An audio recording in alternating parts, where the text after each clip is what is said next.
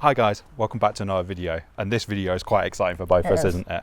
We've brought something for the Yeti. Woo! And it's a modification. Yay, and it's arrived and we're getting round to fitting it. Exactly, and it's a warm day in winter. It's actually quite warm, it's quite mild. Yeah, so we're taking full advantage of this. We are. So yeah, enjoy this video where we'll show you what we've got to fit in the next clip. So here we have it, our first modification.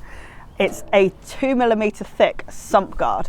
This one's from Darkside Developments. If you haven't seen about Darkside Developments, we will leave a link to their website below. You probably have though if you've come across this video, let's be realistic. They've, in the past, modified a pre-facelift Skoda Yeti. They took it to the extreme, proper overlandy, it looked epic. Might have given us a couple of ideas for ours. If this treated them very, very well, it's gonna be more than fine for us. So yeah, let's get this fitted and see how easy it is. Right guys, excuse the really dodgy angle and the fact I'm going to talk weird because I'm laid on my back, but right, we're just having a look underneath the car and we are presuming, there's no actual guide of this bit, but we're presuming that this plastic undertray that's on the car as standard, wow, you can't actually tell what it is, but yeah, it's a plastic undertray.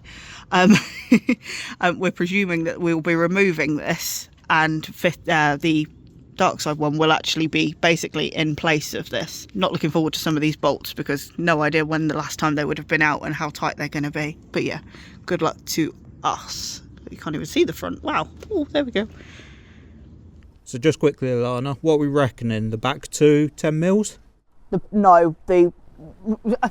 don't know if this car's been made up of some random bolts because I've got two that are bigger and one little 10mm one. So 10mm out. This is a flattering angle, ain't it? Can I give you that bolty thing? That was a 10mm. So bolt number two. Bolt number two is a 13. 13mm. Unlucky for some.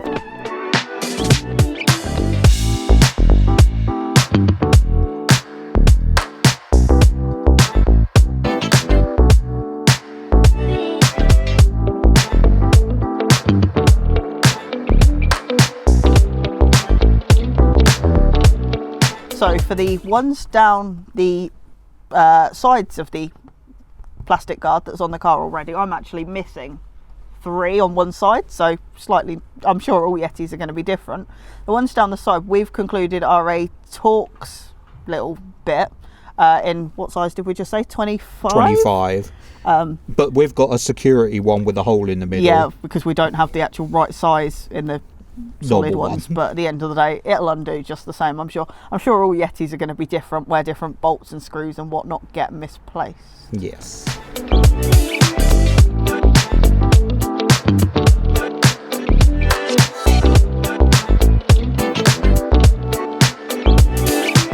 I'm guessing it's not screwed in at the front. I'm guessing it's just tucked in. Yeah, I'm guessing the same. If I give you that one and then I'll put the screwdriver just there. Let's have a see. Oh, there we go. Oh, what just fell? I heard something. We'll find out afterwards. Oh, it don't look oily. No. Oh, although I don't know what that is. Where did that come from? Is that a bodge job that's been done on your car? No, it is actually a little V-dub thing. Nice. Good luck finding where that goes. If it fell off, it's probably not important, right? I'm just going to jump into this video real quick and talk about this underbody protection that you get with the Skoda Yeti. This is the standard undertray that you get with it. I just want to add that you can get one that's thicker. Do you know what? If we could have found one out there, we would have brought it. Basically, it's called the rough road package that you can get on these Yetis. It consists of a thicker version of this, really thick plastic undertray. I think the brake lines have got like guards on them at the back, and there's all different little bits and pieces they add to these Yetis. Unfortunately, as you can see from wibbly wobbliness, this is definitely not the rough road package, but yeah, it's just something to keep an eye on. If your one is a lot thicker than this, then you've probably got the rough road package already on it. Right, we're just having a little look through the fitting bits and bobs that we get with the sump guard.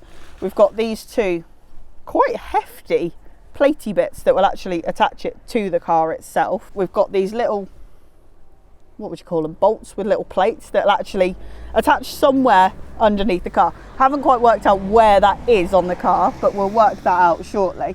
We've got 4 washers that are bigger that will go with these plates, and then also the bigger bolts that will attach basically, wait, let me look, basically this side arm's not long enough, but we'll pretend it is, that side to the front of the car. And then we've got 2 smaller bolts and smaller washers that will be attaching this bit towards the back of the sump area. Yeah, don't quote me on this, but it doesn't look that complicated. We're thinking, looking at the instruction guide, it's going to basically fit onto the car that way around with there's a nut welded into the bottom of the bracket. So it's going to be going flat side up towards the car with this little plated nut getting stuck into the little thing, I don't know what it's called. That's going to go into the thing, plate's going to go and meet it basically, and then one of the bigger washers underneath, and then the nut to basically secure it in place. The little nut plate doodah we think is going to be going into this big hole here on that's the chassis of the car basically, isn't it, for want of a better way of putting it. God, I sound like such an amateur right now, don't I? But yeah, I'm going to attempt to get the little platey nut doodah in this hole here.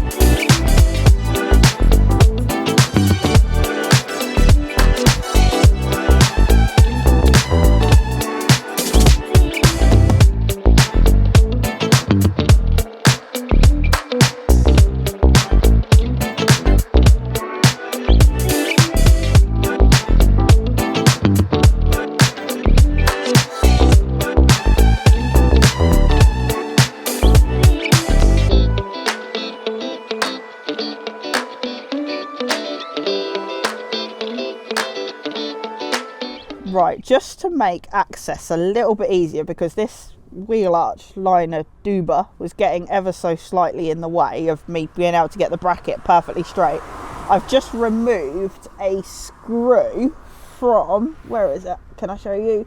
Somewhere, it's really awkward when my arms are so short, but there's a screw just up here holding the wheel arch liner in. I've just removed that. And also 2 at the, where is it, the front, just, oh god, that's really backlit, you can't actually see what you're looking at, but there's 2 at the front here somewhere, I can't see, one there and one there. I've just removed them just to give me a little bit of, oh, that's the back of my hand, a little bit of access and a bit of wiggle room, just so I can get the bracket in straight just here. Yeah, just to make it a bit easier, because I'd hate to put the bracket in slightly wonky and then have issues later on lining it all up correctly. Yeah boy, I think that's straight, because there was a gap at the top before and there isn't anymore, so that just got to be right? Hopefully. So I need a washer and a nut, please. Just there. Washer. Do washers have a right and a wrong way? I don't think so. I think they're flat both sides. Black both sides? Black both sides. Cool, so then we're going to go washer and then we're going to go nut. Oh, you've just given it me the right way round, haven't you? Yeah. I get confused which way oh, I'm in my own way. And that Greg James's thing, Thursday. Yeah. I get confused which way round a nut. Yeah, what are they called? Nuts. No, I'm trying to Nylock. Nylock nut. I get confused which way round they go. Don't know why, I just do. Right, we are tight. So, give us a rundown of what you've used. I'm just going to give it another little wiggle, bear with me, 1 second. Right, to put what have we done? We've put the bracket, I'm pulling my own hair. We've put the bracket onto the car using Feel free to show us. We've used a medium-sized ratchet, because I was finding, as much as I wanted to use the bigger one, this nugger on the ratchet was actually getting in the way on the bracket. So I've used a medium-sized ratchet with a little converter thing, little extension, and then a 17mm socket doodah to attach that. Seemed to work just now. Same again for the other side. Same again for the other side. I am going to put these screws back in before I forget where they came from first though. Right, I'll just show you quickly what the first bracket looks like when it's actually attached into the car. Obviously you can see the washer and the nut in place, and the bracket just comes down, and on here it's sitting just inside this plastic trim Duber. Hopefully it's going to be right. We'll find out shortly, I'm sure. Let's go again, shall we? By the way, just for the record, or just for the sake of... Whoop, something fell. The sake of this. I don't personally have any concept as to which direction around the little plates want to go into the car. I'm kind of putting them in, hoping for the best, and then if this bracket...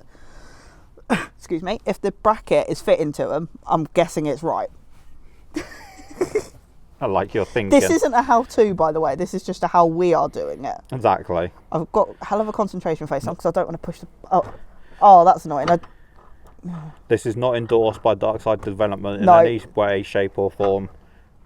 They did actually say to us, when we emailed them for some advice of what we wanted and needed and all of that, and they were very, very helpful, which we were incredibly grateful of. Yeah, thank you, Rob. Yeah, thank you. What was it, Rob? Sorry, I'm terrible with names.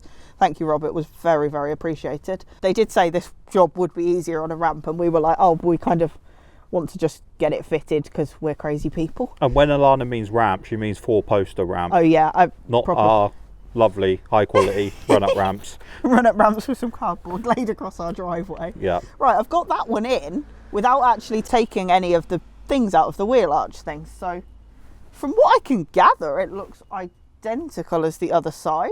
Yeah, I'm going to go with it. It's kind of one of them, isn't it? Right, Scott, which way round to the nut? Go flat side up, yeah? Yep. I remembered. Well done. You're remembering your nuts. You do kind of need a third hand when you do this. Because to put the washer in and then to get the nut on, there we go, just get that on. I don't know what that was. To put the nut on really loosely on the driver's side, or just put the nut on in general on the driver's side, is really tricky because actually on the driver's side you've also got the aux belt to contend with. So we might need a different ratchet combination for this one. Oh, I don't know actually. Might be okay. At least I know it's on do up this time, Scott. I don't see the issue. The viewers will have never seen anything. I definitely didn't say to Alana that the ratchet was set on do up and it was actually set on undo. Not much. And then when she come back to me and said, this is getting awfully loose all the time. It was there for ages. Well, it felt like ages. Welcome to Scott and Alana world. Well, Scott's not used to being the one that's handing the tools and doing all that fun stuff. That's normally my job, isn't it? Yeah, we should call ourselves mechanics. We are not. That's for sure. We're on. I'm just going to go for a few more nuggers to get it tight. The driver's side's definitely the awkward one. If you want to get a feel for it first, I would recommend doing the passenger side first, just so you kind of, you know what you're doing, you know.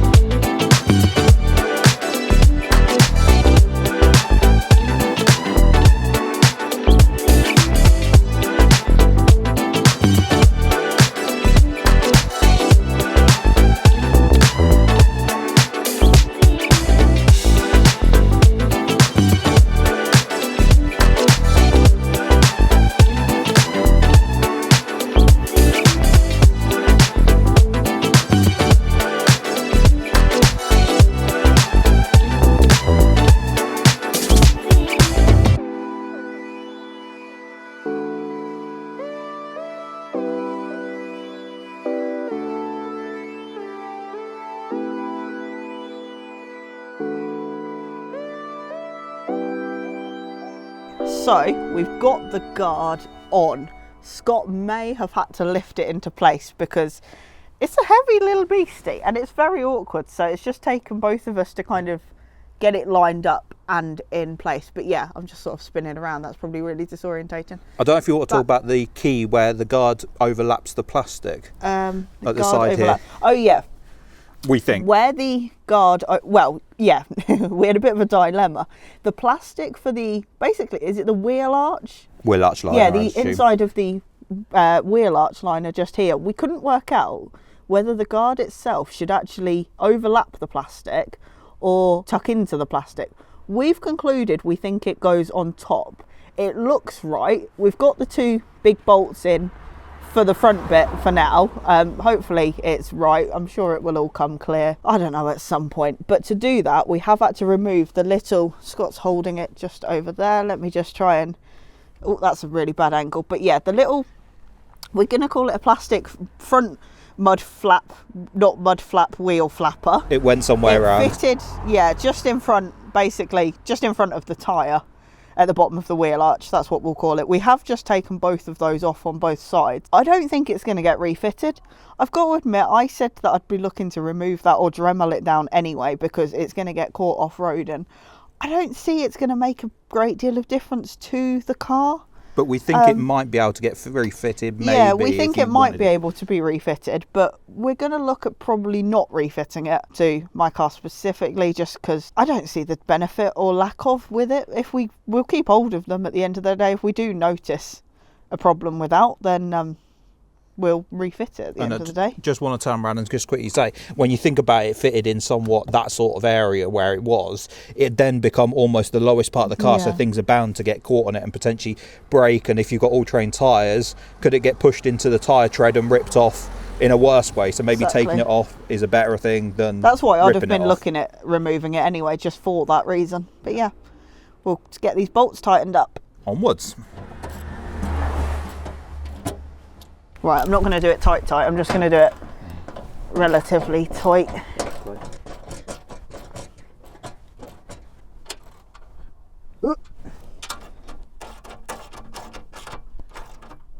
Right, that's tight but not tight. I'm just going to go around and do all of them. So they're tight, if you know what I mean. Yeah. Right, so that is all of the bolts tightened up. They're kind of my version of tight. Oh, hey Scott. Hi. They're all my version of tight, which I'm sure it's one of those. Everybody's tight is going to be different, but at the end of the day, this guard ain't going anywhere. We've just put in a couple of the screws that came off of the original Undertray. On, like, there's two on this side. I've also put two on the other side, just to hold the bottom of the wheel arch liner in place. We've also just refitted. Let me just scoop over, refitted the bolt that we've removed here, and where was the other one? Inside the wheel arch. Oh yeah, one there, and there was one inside the wheel arch just here. Sorry, I couldn't remember where it was then. Both of these two bolts we've refitted after removing that little plastic trim from the front of the wheel arch as well, just to hold the plastic back in place. I'd say that's quite important because you don't want things flapping around. But yeah, I'll just try and pan very briefly. It's all looking really, really good, thankfully. But yeah, it's all slotted in at the front, all bolted in. We're all done. Right, I'm just going to bolt onto the end of that clip. If anyone knows where this flappy bit is meant to belong, it dropped out. You might have seen it on the video, you might not, but it dropped out when we removed the old plastic Undertray and was sat in it. Obviously it belongs somewhere, but for the life of us, we don't know. And I know there's going to be a lot of Yeti experts out there that might have an idea of where this goes. If you can inform us, let us know, or how important it is or not important it is. That would also be good, whether or not we need to be concerned about fitting it or not. Thank you. So there we have it, guys. How to fit a Darkside Sump guard to your Yeti if you're looking to purchase one. That's our attempt at it. It is. I wouldn't even call it an attempt. It was successful. Yeah. I was expecting that to be a lot harder than that, or a lot more awkward. But overall, I'd say that was pretty straightforward. Definitely. One of the things I just want to quickly touch on, because a lot of people have clicked off the video by now anyway, want to go back over the packaging of how this Sump guard got sent. Do you know what? 10 out of 10 to the guys in dispatch at Darkside Development. You had a lot of fun unpacking I had a lot of fun unpacking it. It was I'll flash some images up now while Alana talks. It was packaged really, really well. Put it this way, there's absolutely no risk that ordering something like that, and I dare say it goes for absolutely anything that you order from Darkside. It's packaged really well. There's no way on earth it's going to get damaged in transit, and you know, things like that, they get thrown around a lot, don't they, at the end of the day while they're being shipped. Yeah, and the quality of the guard itself as well. Yeah, I was going to say, the powder coating of it looks really nice. Obviously, it's probably not going to last 5 minutes when we start bashing off of things and stuff like that. It's definitely not going to last 5 minutes, but the quality of the guard itself is spot on. It seems really, really Well made. Really, really well made. It definitely looks like it's going to treat us very, very, very well. One of the things that I said to Alana when we got it was just how perfect all the creases and bends and everything are. Like it's almost like a miniature work of art, if you get what I mean. It's like everything was just perfect. We're obviously used to the Mantech front sump guard of the Freelander, and it's pretty much just a slab of metal. It's a slab of metal, and equally, I think we've kind of also forgotten how pristine any kind of underbody protection is when you first get it as new. Because at the end of the day, with the Freelander, it's all been well battered, bent, and everything, which no doubt the Yetis will probably become in the very near future also, but that's what it's there for at the end of the day. Also, I want to just touch upon just how much thought has gone into the product. I mean, when you look at it, it just looks like a lovely sump guard, don't get me wrong, but it's got some cuts in it. I'm guessing that's to keep the DPF potentially cool, because I think the DPF is somewhere underneath it, so there's a bit of cooling in there for that sort of thing, maybe even to let water out. I was going to say, I think it'll work quite well for drainage as well, because you don't want water just sitting in it at the end of the day, do you? And also, obviously, that little flapper in it, I don't know if we talked about it on the intro, but it's got a nice little flap that you can unscrew that little section to drain the oil out, which is fantastic because well, we're presuming that's what it's for. We haven't actually 100% worked it out. I should have looked while I was underneath the car, completely forgot, but whatever, we'll find that out in a few months' time when we have to service the car. If you've been subscribed to our channel long enough, then you'll know servicing the Freelander, we have to drop the whole sump guard down every time in order to drain the oil out from the car. It's just a little bit more faff. Yeah, whereas that, it's pretty much fit and forget to a point. Obviously, you do want to drop it down, maybe clean it out if you've been in some muddy conditions, that sort of thing. But other than that, fitting it absolutely fine. Yeah, absolutely. Well, if somebody like me can do the vast majority of it, it's got to be pretty straightforward, because I give in very easily when things get really awkward. And yeah, the only thing I personally struggled with was actually getting the guard up and in, because it's a little bit tricky, especially when you're laying on your back. You've not got a great deal of, movement, but it was straightforward enough at the end of the day, especially with two people, I was going to say, I don't know what weight it comes in at, but it's a heavy old sump guard. It's got to be probably a good, probably not quite 20 kilograms, but it's got to be 15 or so, hasn't it? I should have weighed it, shouldn't we? I was going to say, it's a weighty old thing. It might even be on Darkside's website for all we know. Yeah. But yeah, if you want something like this for your Yeti, or you end up looking at the stuff that we're going to be doing in the future and you might get a taste from it, then yeah, I highly recommend sump guard, because ultimately that's what's going to hit things first. Yeah, we'll drop a link to the one that we've used in the description of the video. Yep, below, and also so you can check it out. We'll link to Darkside's website at the same time as well, also to their YouTube. Like I say, they've done a whole Yeti thing. We're doing it our way, that we're going to keep it a lot more on-road, user-friendly, but also capable off-road. 100%. So yeah, keep your eyes on the channel, follow our progress. Yeah. We have got another modification coming. We have got more stuff crossed. coming very, very soon, hopefully by the end of the year, and then more stuff planned into next year. So exactly. Yeah, watch this space. Definitely. Right, we're going to get the car dropped off the jacks or off the ramps. Yep. And we're going to go inside, because we're both starving hungry. We are very much so. And it's gone lunchtime, so yeah. I'm not going to splat this video, I'm going to switch it up. I'm just going to do a wave. Are we just going to do a wave? Yeah. Okay. So, like, comment and subscribe. Do all the fun things down there. Thank you very much. Thank you very much for watching. Yeah, check out all our other videos and catch us in the next one next week, no doubt. Exactly. Okay. Right. Goodbye. Just do a wave. Goodbye. Bye. How long do we wave for?